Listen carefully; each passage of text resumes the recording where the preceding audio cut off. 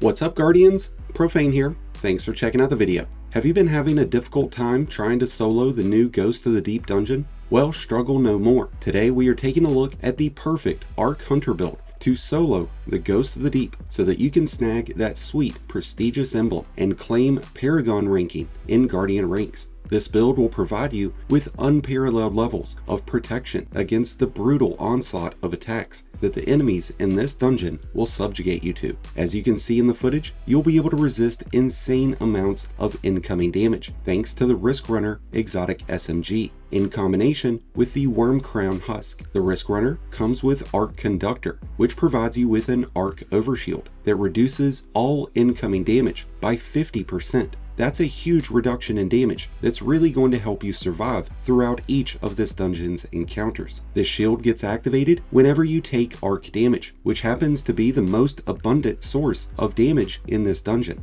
The wizards, the moths, the knights, and all of the mini-bosses and bosses utilize arc attacks, which means you'll be able to retain this Arc Overshield almost indefinitely. Arc Conductor will last for 6 seconds, but taking additional arc damage or defeating enemies with Riskrunner will extend the timer.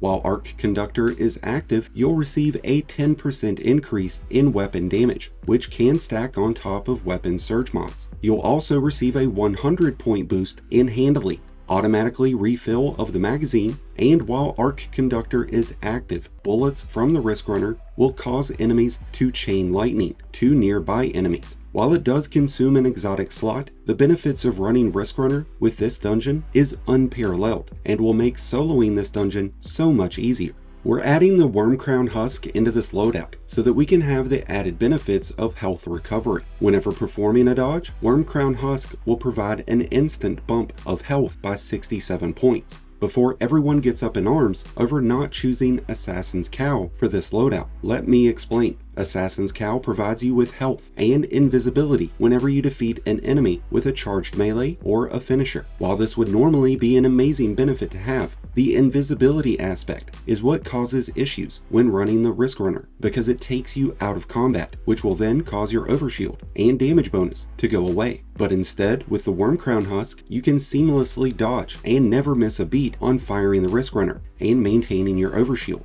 Thanks to our choices in arc fragments, armor mods, and seasonal artifact mods, we'll be able to significantly amplify the performance of both Riskrunner and Wormhusk so that we can keep not only our class ability charged in order to perform as many dodges as we need, but we'll also have rapid recharge of our melee and grenades to add to our lethality and survivability.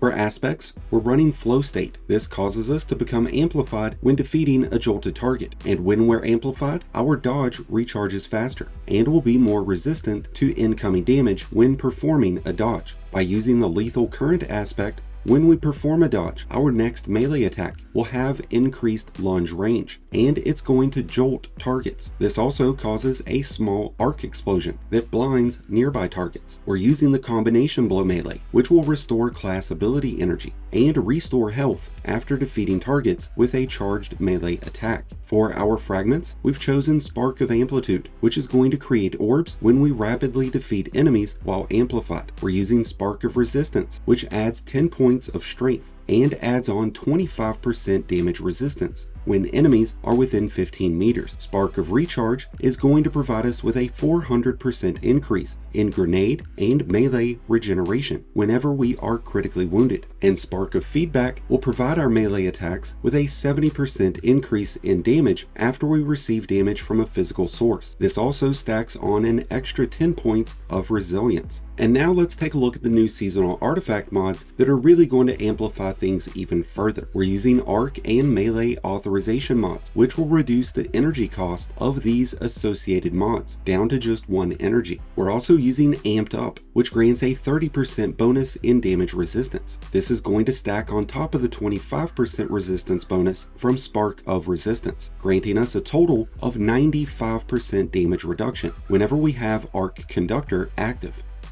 Electric Armor is going to extend the time that we stay amplified up to 20 seconds, and with Shock and Awe applied, Electric Armor is going to extend the time that we stay amplified up to 20 seconds, and with Shock and Awe applied, whenever we are amplified, our arc final blows create a burst of arc damage that jolts nearby targets and chains lightning. This is already something that we're able to accomplish with combination blow, but having a secondary source of causing enemies to become jolted will definitely come in handy. We've also got Thunderous Retort active, which is going to provide a 15% increase in the damage that's dealt by the impact of the Gathering Storm staff. And lastly, we're using Lightning Strikes Twice, which grants bonus grenade regeneration after throwing a grenade. Additional arc final blows extend this benefit. We're using Flashbang grenades to immobilize and blind targets, but storm grenades can offer immense benefits towards both DPS and crowd control.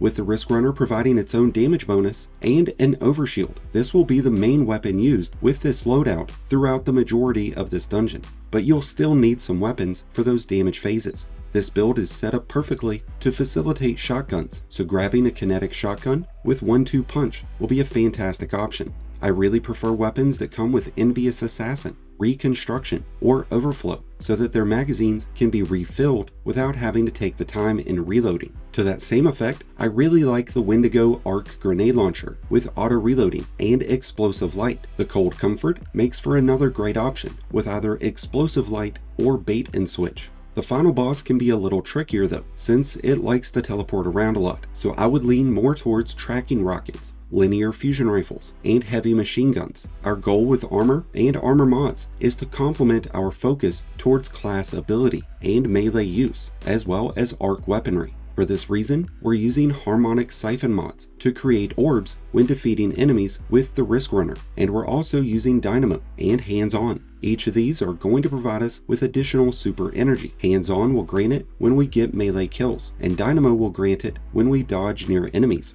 Even with my whopping 32 points of intellect, I'm able to secure my super energy after just a few waves of ads. For our gloves, we're using heavy-handed to create additional orbs off of melee kills, and we're using focusing strike, which grants additional class ability energy whenever we strike an enemy with our melee attack. For chest armor, I found it best to run resistance mods. Melee resistance, concussive dampener, and arc resistance will all be crucial in this dungeon. With that being said, Font of Endurance will be a valuable mod to utilize for those who are running short on armor resilience. For leg armor, we're going with 2 weapon surge mods, which is going to grant our arc weapons with a total of 17% additional damage while we have armor charges active, which we shouldn't have any issues in maintaining, since we'll be producing orbs non-stop. Since we'll create a ton of orbs, we can take advantage of recuperation, so that every time we collect an orb, we'll get 70 points of health restored instantly. Between Wormhusk, Combination Blow, and Orb Collection, we'll have ample sources to regain health instantly. For class item, I'm running Font of Restoration, so that my health recovery will kick in quicker with a 30-point bump in recovery. I'm also using Powerful Attraction, so that any orbs that are nearby will be drawn to me when performing a dodge. And as a last resort on survivability, we're using Bulwark Finisher. This will consume armor charges when activated, but when performing a finisher, while you have at least 3 armor charges active, you'll receive a Void Overshield that lasts for 6 seconds. Alternatively, Empowered Finisher can be a great choice to obtain additional armor charges, and Special Finisher can be a fantastic option to get special ammo back. Ghost of the Deep is an especially challenging dungeon for solo guardians. The amount of incoming damage can be downright overwhelming and never ending, and while there are a ton of solid builds this season that make for great options towards soloing Ghost of the Deep, the combination of Wormhusk, Riskrunner, and this Arc Strider build is absolutely magnificent and will make soloing this dungeon incredibly easy for everyone. And with that being said, I wish you all the best and luck throughout your solo attempts. Let me know how they're going in the comments down below, and let me know your thoughts of this Wormhusk Riskrunner build. Thank you as always for checking out the video. If you enjoyed and found it helpful, then be sure to hit that like button below, along with the subscribe button if you're new. Both are greatly appreciated, and both really do help support the channel. And until next time, Guardians, this has been Profane, wishing you all some happy hunting.